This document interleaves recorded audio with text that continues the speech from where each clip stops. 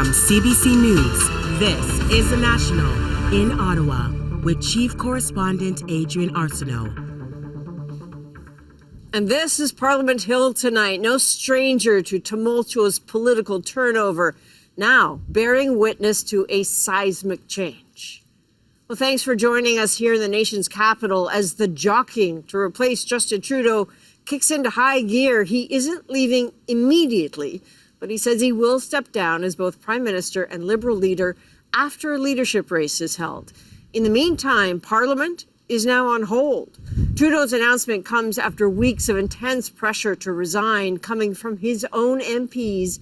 And speaking to Canadians, he put that right in the spotlight, saying he cannot fight those internal battles and stand as leader in the next election.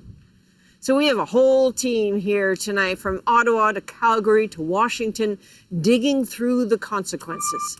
And of course, our chief political correspondent, Rosemary Barton, is here for analysis with the whole At Issue team. Now, you heard some Canadians in Ellen's story weighing in on Trudeau's decision. Well, we asked Aaron Collins to zero in on the view from the West, where frustrations with Trudeau run deep. From Canada's oil patch, I think it's time that he stepped down. We need some new blood in office. to its breadbasket. Not really surprised. I knew it was coming eventually. I guess it's just a matter of question of what's going to happen next. Even in what passes for a Liberal stronghold here. I think it had to happen. I don't know if it's going to make a difference for the future of the Liberal Party in this next election. A belief across much of the prairies it was time for Justin Trudeau to go.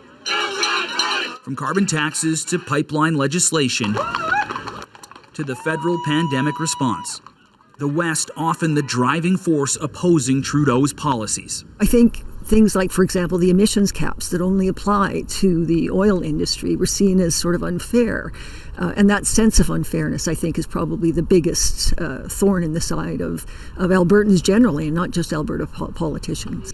Alberta's premier still prickly about the timing of the Prime Minister's departure, hoping for clarity before trade negotiations begin with the incoming U.S. administration.